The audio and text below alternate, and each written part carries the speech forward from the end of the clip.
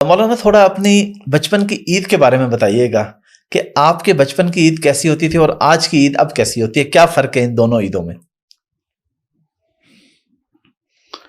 بسم اللہ الرحمن الرحیم والصلاة والسلام علی رسولہ الکریم وعلی آلہ وصحبہ اجمعین، اما بعد۔ پہلے میں عید کے بارے میں تھوڑی بات کروں کہ جی پلیز۔ عید کی نماز کسی امت کو نہیں ملی،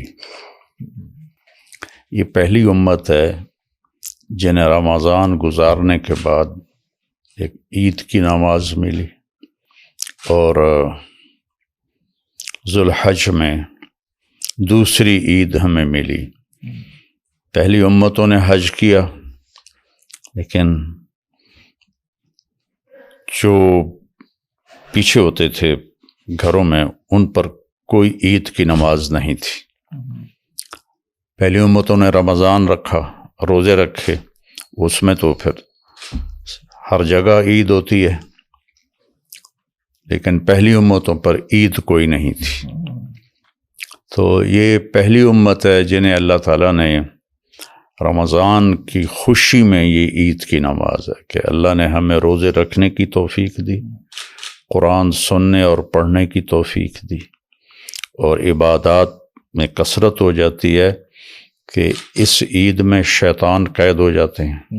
پورے رمضان میں شیطان قید ہو جاتے ہیں، جہنم کے دروازے بند ہو جاتے ہیں، جنت کے دروازے کھول دیے جاتے ہیں، اور اللہ کا جو عرش ہے وہ پہلے آسمان پہ آ جاتا ہے، اور اللہ کی طرف سے اعلان ہوتا رہتا ہے پورے رمضان، کوئی مانگنے والا، کوئی توبہ کرنے والا، کوئی اپنے ضرورت پیش کرنے والا، اور دو فرشتے مسلسل ایک اعلان کرتے ہیں، یا باغ الخیر اقبل و ابشر، اے بھلائی کے چاہنے والے اور کوشش کو بڑھا اور تجھے بشارت ہو اللہ کے راضی ہونے کی۔ سبحان اللہ۔ اور دوسرا فرشتہ اعلان کرتا ہے یا باغ الشر، یا باغ الشر ارجع، اے برائی کے کرنے والے واپس آ جا، واپس آ جا۔ تو یہ دو اعلان عید کے چاند تک ہوتے رہتے ہیں۔ تو پھر عید کی رات اللہ تعالیٰ نے ایسی بنائی ہے کہ اللہ فرشتوں سے پوچھتا ہے کہ جن لوگوں نے میرے لیے اپنے آپ کو بھوکا رکھا، پیاسا رکھا، میری بندگی کی، ان کی کیا جزا ہے؟ تو فرشتے کہتے ہیں کہ انہیں ان کا صلہ دیا جائے۔ تو اللہ تعالیٰ فرماتے ہیں کہ میں نے ان کے روزوں کے اور قیام اللیل کے بدلے میں ان سب کو میں نے معاف کر دیا۔ اور عید کے دن پھر اللہ آسمان سے لاکھوں کروڑوں پتہ نہیں کتنے فرشتوں کو اتارتا ہے، جو عیدگاہ سے لے کر اور لوگوں کے گھروں تک کھڑے ہوتے ہیں، اور ان سب کو وہ خوش آمدید کہہ رہے ہوتے ہیں۔ اور اللہ تبارک و تعالیٰ کی طرف سے اعلان ہوتا ہے میرے بندو، آج تم جو دعا بھی مانگو گے وہ میں قبول کروں گا۔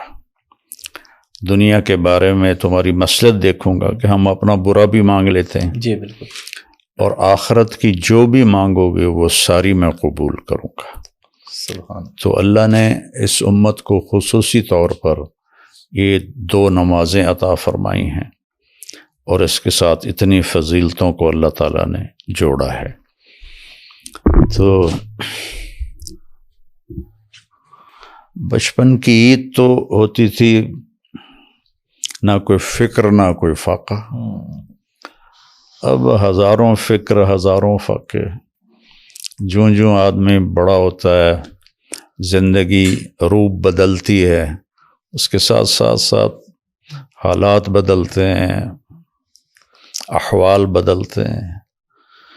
تو باقی ہماری فیملی کی ایک بڑی اچھی روایت ہے جو ہم نے تو ہوش سنبھالا تو اپنے بڑوں کو دیکھا کہ عید کی نماز سے فارغ ہو کر سارے فیملی کے ممبر، چھوٹے بھی بڑے بھی، ہمارے تایا رحمت اللہ علیہ کا گھر پہلے آتا تھا، تو وہاں سب اکٹھے ہو کر وہاں کی مستورات کو، تایا کو عید مبارک کہتے تھے.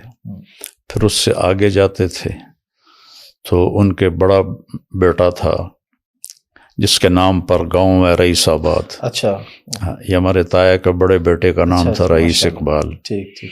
ان کا گھر تھا، وہاں سب اکٹھے ہوتے ہیں اور ہر جگہ کچھ نہ کچھ کھانے کا اہتمام ہوتا ہے. پھر اس سے آگے 3 چچا تھے، ان کے ایسے لائن میں گھر تھے، تو ان کے گھروں سے ہوتے ہوئے یہ سارا قافلہ، بچے بچیاں، مرد عورت اکٹھے ہمارے گھر میں پہنچتے تھے. ہمارے گھر پر آ کر اس کا اختتام ہوتا. اچھا.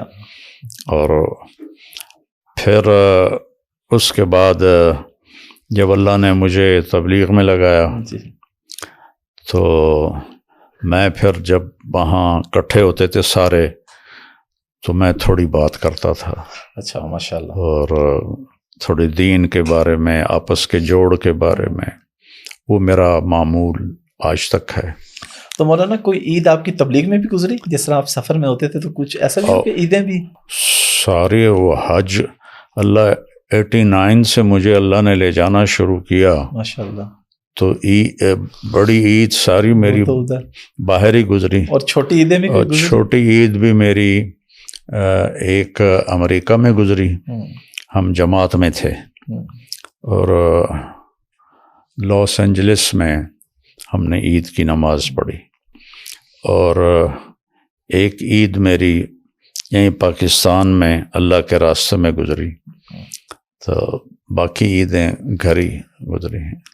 تو مولانا عید پہ کتنی عیدی دیتے ہیں آپ بچوں کو؟ کتنے بچے ہیں آس پاس جو آپ کے پاس آتے ہیں عیدی لینے کے لیے؟ ایک تو ظاہر ہے آپ کی بیٹیوں کے بچے ہیں، یوسف بھائی کے ہیں، ابھی تو چھوٹا حسن ہے، وہ تو آپ کے ساتھ شرارتیں بھی خوب کرتا ہے، ہم دیکھتے ہیں. تقریباً 1-1.5 لاکھ خرچ ہو جاتا ہے. اچھا، عیدی میں سارے بچوں کو دینے میں. اور آپ کو یاد ہے آپ کو بچپن میں کتنی عیدی ملتی تھی؟ ہمارے بچپن میں ہمیں عید کوئی نہیں ملتی تھی. اچھا. یہ رواج میں نے ڈالا. اچھا، آپ سے پہلے نہیں تھا یہ فیملی میں رواج عیدی والا؟ نہیں.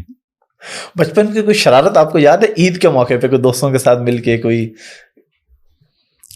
نہیں، کچھ نہیں یاد. اور عید پہ خاص پکوان کیا ہوتے ہیں آپ کے؟ آپ خود بھی کچھ بناتے ہیں؟ کبھی عید پہ آپ نے بنا کے کھلایا فیملی کو، بچوں کو؟ جی، عید پر بڑی عید پر تو قربانی کرنی ہوتی ہے. جی. تو بس وہ تھوڑی دیر ٹھہرتے ہیں اور پھر قربانیوں کی طرف چلے جاتے ہیں. چھوٹی عید پر ہر گھر میں کوئی نہ کوئی ڈش ہوتی ہے، نمکین بھی، میٹھا بھی. تو